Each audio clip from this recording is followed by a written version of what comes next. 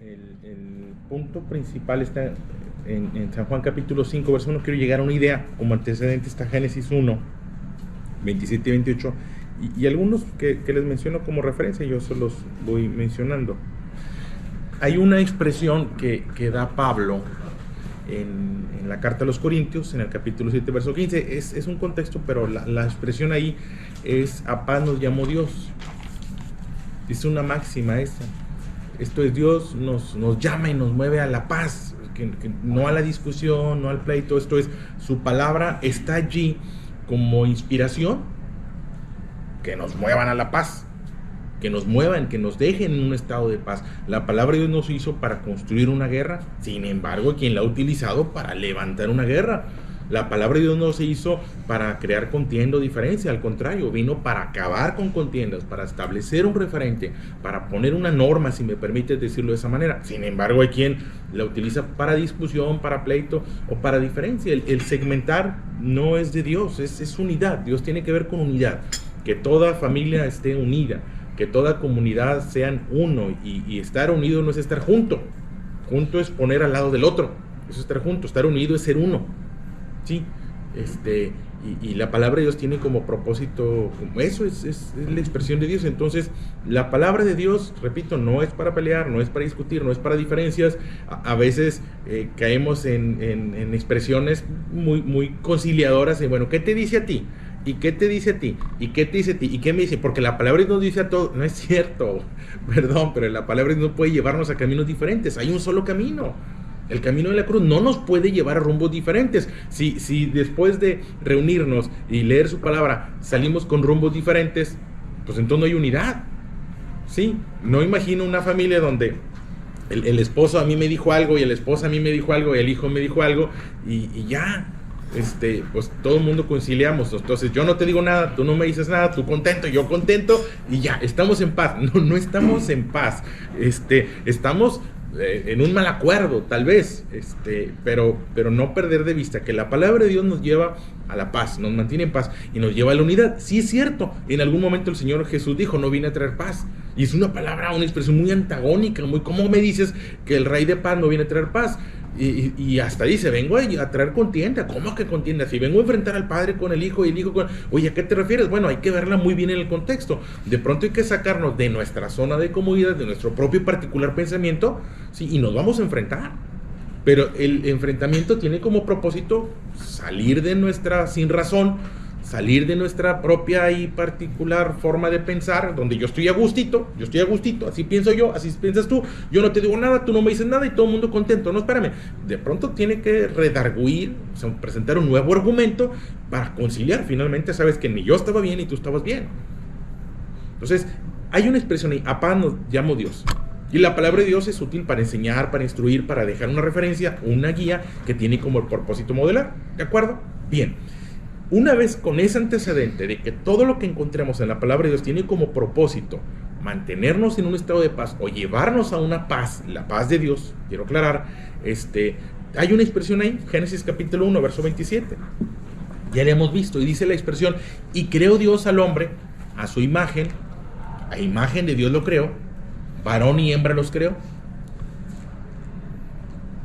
Es muy sencillo, es muy simple, es nada complicado. Verso 28: y los bendijo Dios y les dijo: fructificar, multiplíquense, llenen la tierra, sojúzguenla y señoren en los peces del mar, en las aves de los cielos, en toda bestia que se mueve sobre la tierra. Ese yo pudiera presentarlo como el primer mandamiento de Dios, previo al no matar, al no robar, al no mentir, al no engañar, al no cometer adulterio, al precio y balanza justa, previo a todos esos, antes de que nos desordenáramos, porque esas tienden a ser más como que regulaciones, no que no sean mandamientos, pero este es el mandamiento primero: fructifiquen, den fruto, multiplíquense, haya más como ustedes. Vaya, hay alguien bueno, que haya más como tú. Ojalá tuviéramos más como tú. Oye, hay alguien que cuida, que aporta, que soporta, que no discute, que esté en paz. Hombre, que haya más como tú. Y en el principio así era. Entonces tiene ese primer mandamiento que yo encuentro en la palabra. La primera instrucción de parte de Dios, la primera encomienda de parte de Dios es: fructifiquen, den fruto. Oye, ¿qué tengo que hacer para fruto? Nada, plantarte en tierra firme y plantarte en tierra seguro. No te plantes sobre la roca porque no vas a dar fruto. No te plantes sobre el agua, me refiero a inundación, porque no vas a dar fruto. Pero si tú te plantas en tierra fértil, vas a dar fruto. ¿Qué tengo que hacer para que el árbol dé fruto? Nada, mire, lo pones donde lo debes de poner y lo dejas donde lo debes de dejar. Salmo capítulo 1. Árbol que da su fruto a su tiempo y su hoja no cae. Y todo lo que hace prospera. Nada más. ¿Tiene agua cuando debe tener agua? Sí. ¿Tiene los nutrientes que debe tener? Sí. Así de sencillo. ¿Qué debo hacer para dar fruto? Pues plantarme en el camino de la fe, plantarme en Dios y naturalmente. De hecho, dice la palabra de Dios que el fruto del Espíritu, y quiero aclarar que la expresión es el fruto, no me quiero poner muy académico, pero la expresión es el fruto del Espíritu, no los frutos. Es una mala interpretación que se ha hecho de la palabra de Dios. El fruto del Espíritu es amor, gozo, paz, paciencia, benignidad, bondad, fe, mansedumbre. No es como si yo pudiera elegir. Bueno, yo soy muy paciente, pero lo que sí no soy nada es, no puedes elegir. Bueno, yo sí tengo amor, pero no me pidas que, no. Amor, gozo, paz, paciencia. Así es el fruto, es la consecuencia. ¿Qué va a fluir? ¿Qué tengo que, repito, pones el arbolito de, no sé, la semilla de nogal y oye, no me vas a creer lo que pasa, agarré una semilla de nogal, agarré una nuez y la puse en la tierra, estoy sorprendidísimo, dio nueces. Es que eso es lo natural. Naturalmente las personas brindamos y damos amor y estamos en paz. ¿Quieres ver cómo era el principio? Observa un bebé. ¿Cuál miedo? ¿Cuál preocupación? Esa dependencia de los padres. Bueno, en el principio esta era la intención. Creó Dios al hombre de su imagen, lo creó como quien soy, o a quién me parezco, o a quién me debo parecer. Normalmente a mi papá, o a quien me cría, o a quien influye en mí. Ves al muchachito y va como su papá, y luego empieza secundaria, preparatoria, y ya no va como papá, como mamá. Ahora ven con los cabellos así, o con los cabellos así, o con las... ¿Por qué ahora qué? Porque ahora quiere ser como el de al lado, o como el que estás mirando. Y vamos perdiendo la identidad, y ahí es a donde quiero llegar. Sí es cierto que vivimos una crisis de identidad, y que me cancelen, y pues, la mujer no quiere ser mujer, y el hombre no quiere ser hombre, y el hombre quiere ser otra cosa, y la mujer quiere ser otra cosa, pero espérame, esa es la crisis de identidad que más llama la atención. Entiendo que es la que más llama la atención, pero no es la que más daño hace.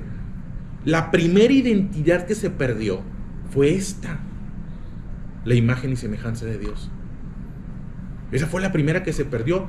Y si esa se perdió, pues entonces ¿qué te esperas de las demás? Claro, la que queremos recuperar es, que él se vista como pantalón y que ella se ponga y que, pues está bien, lo entiendo. Pero primero es esta. Porque esta es la que inspira y la que determina lo demás. Hay otras que no llaman la atención. Hay por ahí una tienda que se llama Forever 21, no sé si todavía existe, andaba medio en quiebra, pero para siempre 21. ¿Cómo que para siempre 21? ¿Quién puede tener para siempre 21? Ya tienes, observa quién entra, y ahí van las de 40 y los de 50, y ahí van, para siempre 21. ¿Qué estás haciendo? Solamente puedes tener un día 21, ni siquiera un año. Ese primer día que 21 años lo lograste, al segundo 21 años y un día, 21 años y 2 días, y síguele, nada más tuviste un día 21, numéricamente hablando, pero para siempre 21. Entonces tienes a la de 12 años que quiere tener 21, y a la de 21 que quiere volver a los 12. Entonces tienes una crisis de identidad. Adultos que quieren parecer y lucir como niños, y niños que quieren lucir y parecer como adultos. Y tienes una crisis de identidad. No quieren parecer honrados o no quieren parecer decentes. Quiero lucir, un grupito de la población, no generalizo, pero quiero lucir como narquito. Y que si la gorrita, y que si el carrito, y que para que parezca como si soy de ellos. No soy de ellos, nada más quiero parecer como ellos. Tienes una crisis de identidad. Vaya que tenemos una crisis de identidad. Sí, no lo dudo que la tengamos. Pero no es una, ni dos, ni tres. Hay hijos que no quieren la identidad de hijos. ¿Qué caracteriza al hijo? Pues la obediencia. Una característica. ¿Cuál es la identidad? Tengo la identidad de hijo. Un hijo que atiende la voz de su padre, que obedece la disciplina de su padre, pero perdieron la identidad de hijos. Y ahora son cuates de sus papás. Yo soy cuate de mi papá, yo soy amigo de mi papá. Mi papá y yo es bien cuate, y para cuando acuerdas ya ni siquiera cuates, son impositivos. Entonces tenemos familias donde la identidad de hijo se perdió. Y el hijo es el soberano, o el nieto es el soberano. Y no que no ocupe un lugar importante en el corazón, pero una cosa es ocupar el lugar del corazón que le corresponde, y otra cosa es ocupar el lugar de trono. Y cuando el padre pierde la identidad del padre, y el hijo pierde la identidad del hijo, y la esposa pierde la identidad de la esposa, Y no quiero caer en clasismos o no quiero caer en los estereotipos de eres mujer, trapeas. Estaba en una reunión con un grupo de estudiantes y estoy platicando con ellos. Intencionalmente les digo, oigan, ocupo bajar un tanque de gas, ¿quién me ayuda? Y se levantan 2, 3 señores. Ninguna señora se levantó. Y después le dijo, oye, ¿sabes qué? Se me derramó café, ¿quién me ayuda? Y se paran 2, 3. ¿Por qué? ¿Por qué tú no puedes cargar y por qué tú sí? Ah, es que la mujer es débil. ¿Débil a qué te refieres? Conozco 2 y no son débiles, mi madre y mi esposa. De débil no tiene nada. Pero es que hay debilidad. ¿Por qué el estereotipo? Vaya, hay que considerar esa primera identidad, la imagen y semejanza de Dios. ¿Y Dios cómo es? Hombre. Pues no sé, no me quiero meter en problemas, pero si yo hablara de la identidad de Dios, puedo hablarte de la representación humana de Dios. La representación humana de Dios siempre lo prefigura anciano, con barba blanca, por supuesto, sandalias. ¿Por qué Dios usa chanclas? No sé, son cómodas tal vez.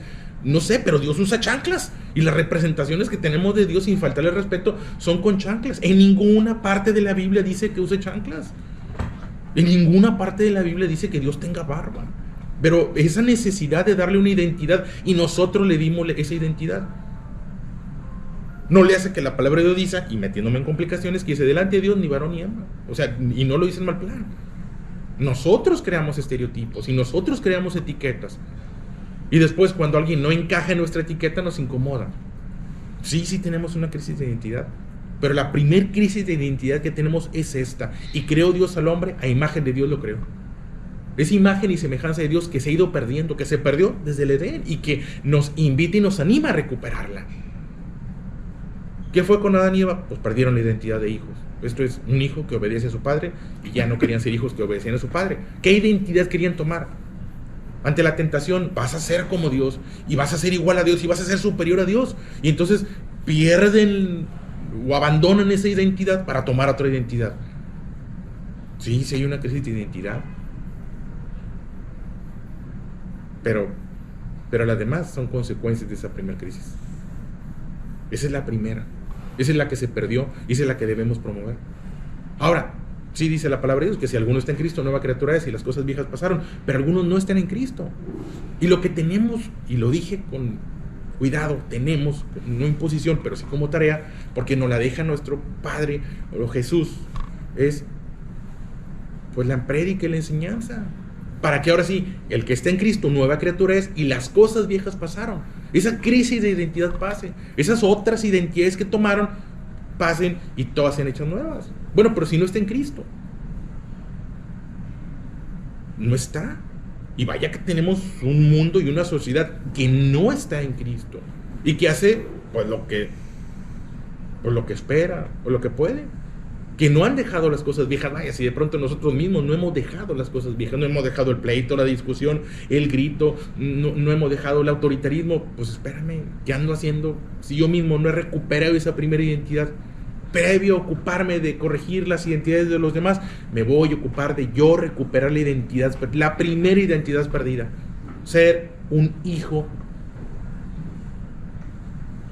Porque si te vas a identidades, la propuesta de parte de Dios es hijo. A todo el que le recibiere, al que cree en su nombre, dio la potestad o la autoridad, dice la palabra de Dios, de ser llamado hijo de Dios.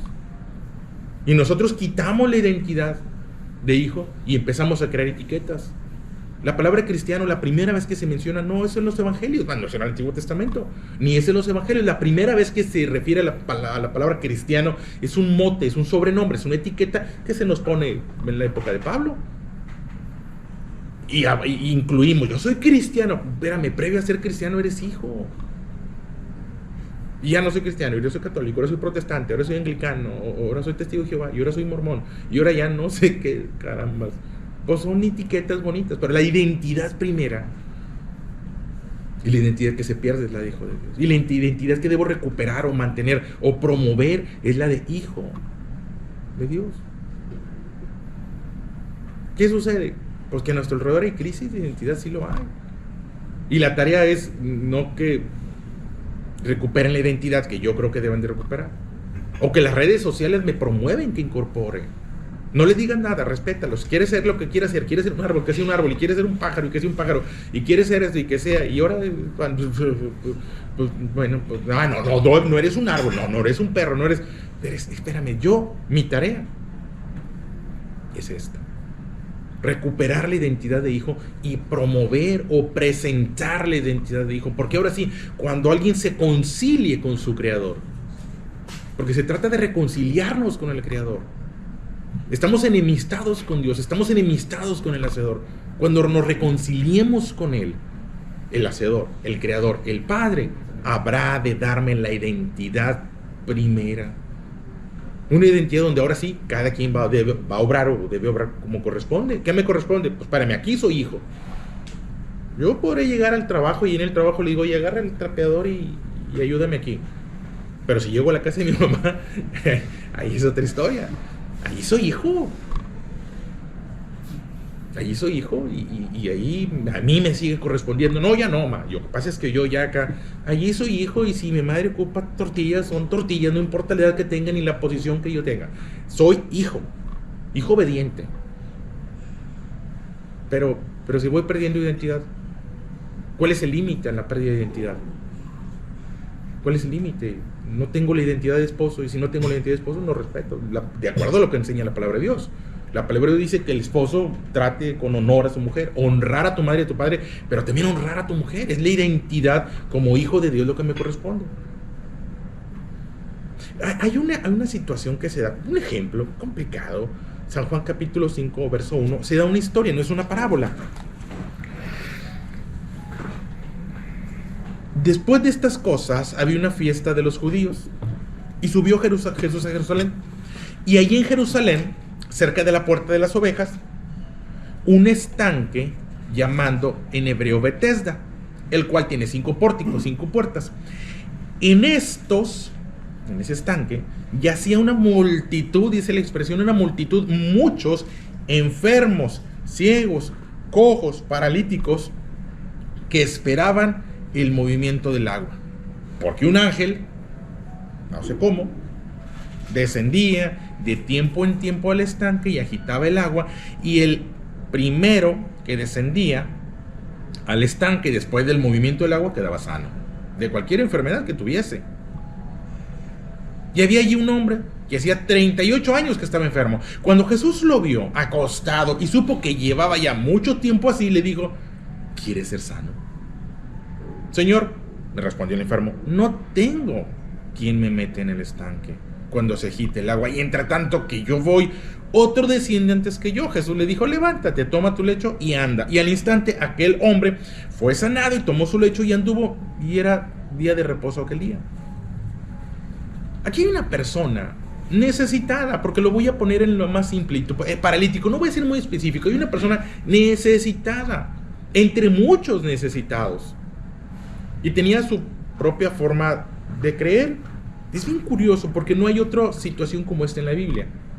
No sé, esa historia del ángel, pues Jesús no explica si era cierto, si no era cierto, si era algo que creían, si era algo que no creían, simplemente era algo que estaba ahí. ¿En qué creía este personaje? Él creía en el ángel que mueve el agua y el agua sana. Eso era su creencia, era su propia particular forma de creer. Tenía 38 años creyendo, 38 años con esa fe o con esa creencia, con esa manera de... Desde mi perspectiva, claro, desde la mía, equivocado. No perdamos de vista que a veces nuestra perspectiva es privilegiada. Si tuvimos el privilegio de conocer a Dios, valóralo, pero es para paz, no para enemistad.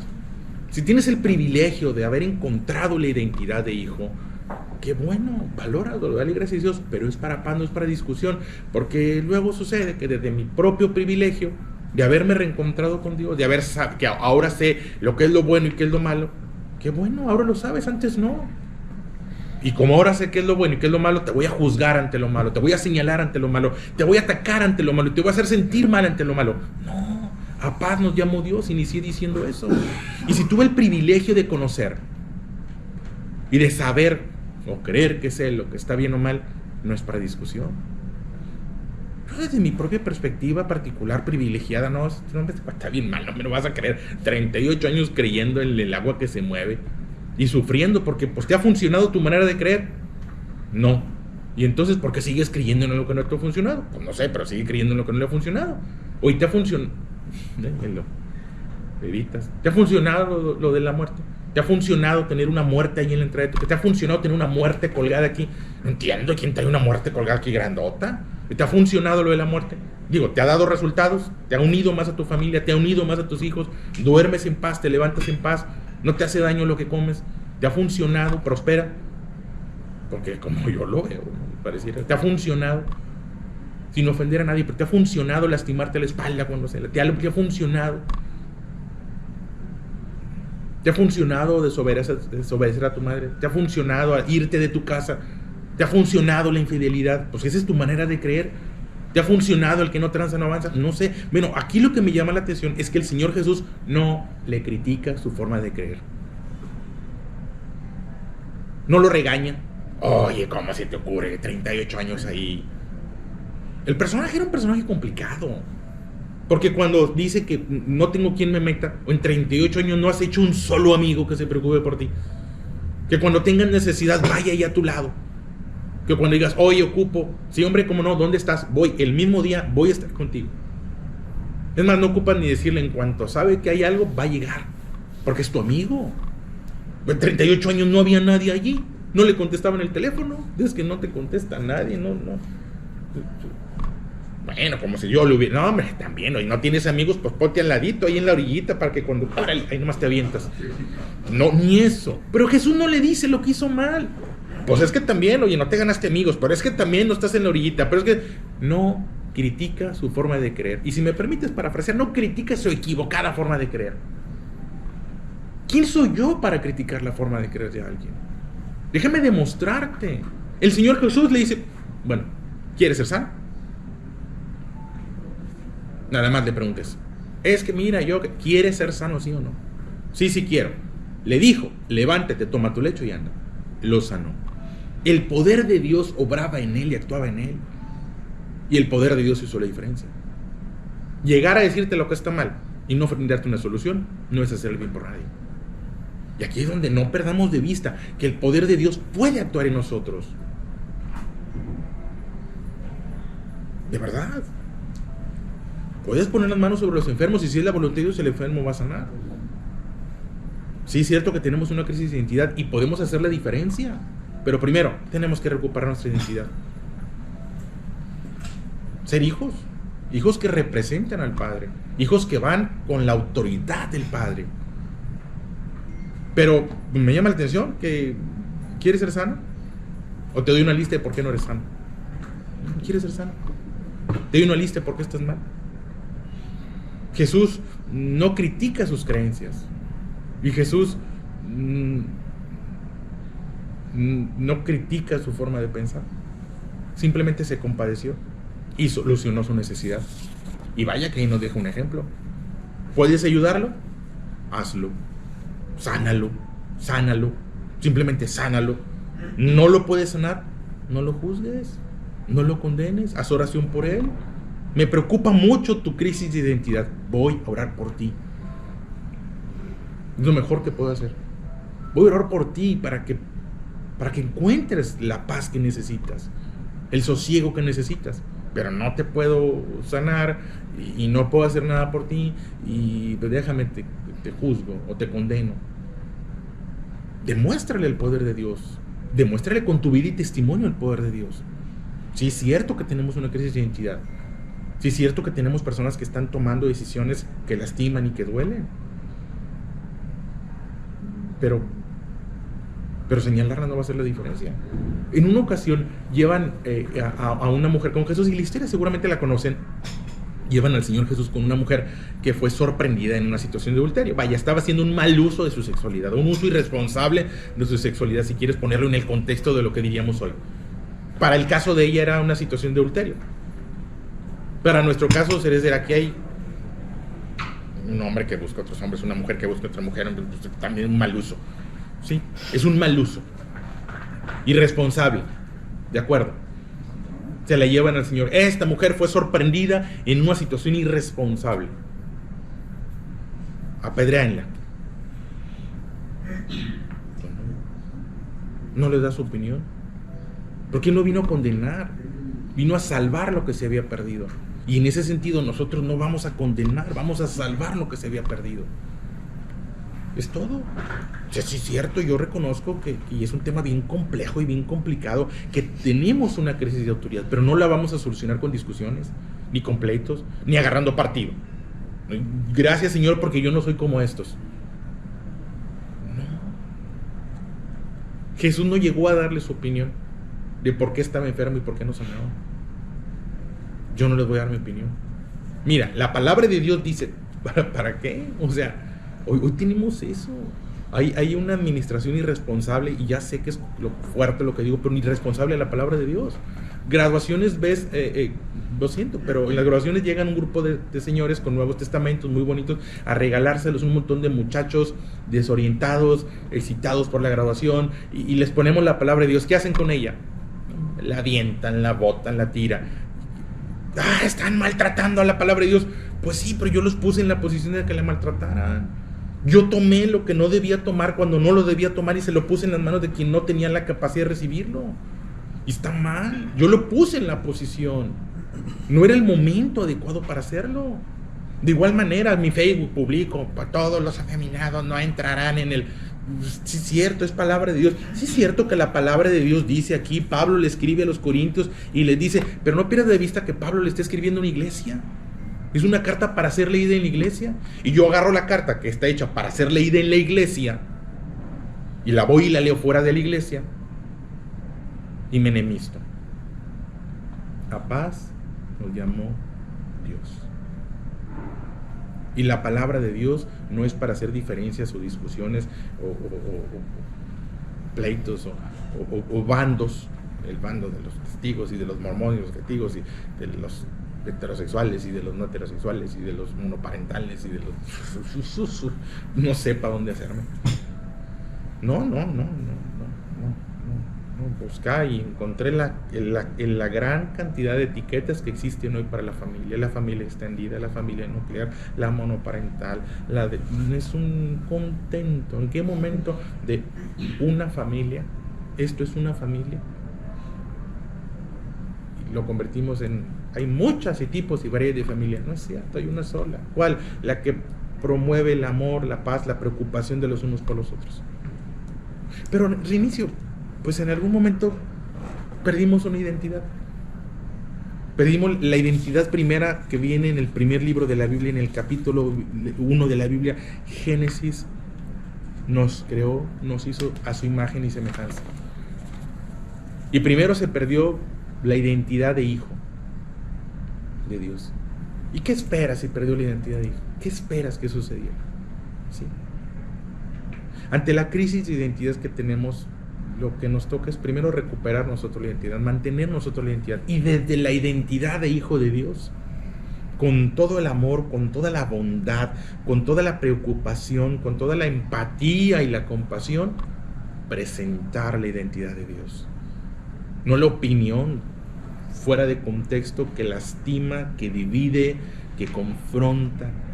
Hace años, se va a ir mal, pero hace años participé de 16 años en una asociación de pastores, 14 activamente en posición de directiva, hasta que pues entendí que nos llamó Dios. Y una ocasión nos llevan unas hojas para que firmemos por una propuesta de ley para que impedir que a nivel estado en el Congreso esto no suceda, y bien, órale, y ahí todos firman, y yo quise firmar, se los comparto. No estoy de acuerdo con algunas cosas que se están haciendo, claro que no me parece bien el aborto, no me parece bien, pero si firmo lo impido, firmando lo voy a impedir. ¿Cómo lo voy a impedir? Enemistándome con ellos. Dice, está mal. Yo no vengo a condenarte, vengo a decirte, te puedo hablar del infierno, pero te puedo hablar del amor de Dios. Hace muchos años mi madre me dijo, mi hijo, no hables del infierno, habla del amor. Hace muchos años, fue una de las primeras enseñanzas que determinó mi madre, mi manera de ser como pastor. ¿Por qué te hablo del infierno? Y poco hablo del infierno, poco hablo del diablo, no me gusta. ¿Para qué? Si te puedo hablar del amor de Dios. Si puedo sanarte, mira, ¿quieres ser sano? O te doy una lista de por qué estás mal delante de Dios, según mi opinión. ¿Quieres ser sano? No quiero ser sano. ¿Y qué hubiera pasado si el personaje le dijo, no quiero? ¿Qué hubiera hecho Jesús? Ah, no, vas a ser sano a fuerza. Y ahorita te voy a agarrar y te voy a llevar a un centro de terapia y te voy a meter y te voy a obligar a que... Pues no quiere. Si tú te vas a la Biblia vas a encontrar que dice que en algunas regiones completas Jesús no hizo milagros. Y no es que no tuviera el poder para hacer milagros. Pero dice, a causa de la incredulidad. Bueno, está bien, no te ha llegado el precio, no te ha dolido lo que te debe doler. Hay quien dice que tiene que tocar fondo. No sé por qué habrías que... ¿Para qué tocas fondo? Dice alguien, yo con una cachetada tengo. Pues qué padre, ¿no? Una frase de película que vi. ¿Qué le dices a una persona que tiene los dos ojos morados? Dice, nada, ya se lo dijeron 2 veces. No lo entendió. Pues qué bueno que podamos entender a la primera. Y si no, bueno, pues está bien. Tu momento. Pero yo aquí estoy. ¿Quieres ser sano? Yo estoy en la puerta y llamo, dice el Señor Jesús. Si alguno oye mi voz y abre la puerta, entraré en él. Pero si no abre la puerta, bueno, aquí voy a estar para cuando quieras abrir la puerta. Aquí voy a estar para hablarte del amor de Dios. Aquí voy a hablarte del plan de Dios. Aquí voy a hablar para presentarte el modelo de Dios. No te lo voy a imponer, porque no te voy a lastimar. Es más, cuando Jesús tuvo una diferencia, la única vez que se registra que Jesús tuvo una diferencia, un pleito, que agarró latigazos ahí a cosas, no fue en el Sermón del Monte, ni fue en la casa de los pecadores, fue adentro de la iglesia. Entró a la iglesia y vio que estaban haciendo lo que no debían hacer, y allí sí entró en una discusión. Pero cuando entraba a las casas de los pecadores, porque entraba a la casa de los pecadores, de prostitutas, de lo que tú quieras, entraba a proponer y a presentar la paz de Dios. La lógica nuestra es al revés: métete con los pecadores y a latigazos a los pecadores, a bibliazos a los pecadores, y acá paz y no lo estamos invirtiendo. La parábola del samaritano, sin querer extenderme mucho, pero deja entrever una persona que se compadece, a alguien que cae en desgracia, cae en manos de ladrones y se compadece. No, ¿quién le manda irse por ahí? Pues si todo el mundo sabe que ese camino es bien inseguro, ¿para qué se va por ahí? Ese fue su error, él se lo buscó. Y ahora yo no voy a tener la obra de Dios, que él... No. Aquí estoy, porque me compadezco de ti y te ayudo en tu necesidad. Invirtió en su necesidad. Si Jesús no condenó a la mujer adúltera, pues ¿quién soy yo para condenar? Puedo juzgar, pero no condenar. Y juzgar es emitir un juicio justo, pero no para lastimar.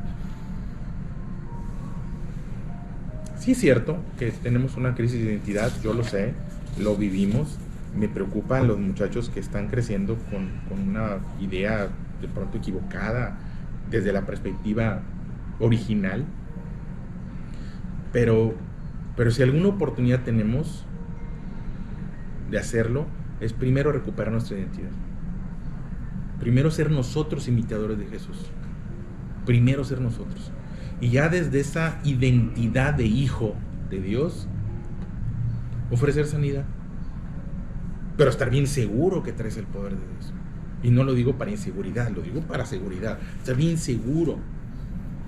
Por el contrario, hay una advertencia que normalmente nos pasa de largo, como cuando dice curva peligrosa, y pues ahí te dijo, ¿no? ¿Qué andas haciendo? Cediendo. Dice la palabra de Dios: no se hagan maestros muchos de ustedes, sabiendo que pueden recibir condenación. Entonces, cuidado. Si yo no soy el maestro de esa persona, yo soy pastor, pues soy pastor de mi iglesia, tal vez aquí, pero de que yo ande por la vida siéndome pastor y publicando en el... Porque ¿qué sé yo si no voy a recibir condenación? Entonces, primero vamos a recuperar nuestra identidad. Pero yo voy a quererle corregir la identidad a alguien más. No digo que no lo debamos hacer. Estoy diciendo que primero recuperemos nuestra identidad. Primero regresemos al principio, a ese Génesis 1, sin perder de vista que papá nos llamó Dios, y que si hemos tenido el privilegio de conocer a Dios, si hemos tenido el enorme privilegio de estar ahí, pues empezar a dar fruto: amor, gozo, paz, paciencia, benignidad, bondad, fe, mansedumbre, todo eso, y con esos recursos sanar. Señor, dame autoridad para sanar a cada uno de los necesitados. Llegar y sanar. ¿Quieres ser sano? ¿No quieres ser sano? Bueno, pues cuando quieras me avisas, aquí voy a estar. ¿Sí? Pero sin criticar. Pues, cree en el agua, pues cree en el agua, creen, pues que creen. Pero pero sin criticar, sin lastimar, sin hacer daño, sin confrontar de manera irresponsable. No es ser cómplice, al contrario, es ser hijos que transmiten la sanidad, que tanta necesidad hay de sanidad, pero siempre con amor, con compasión a nuestro alrededor.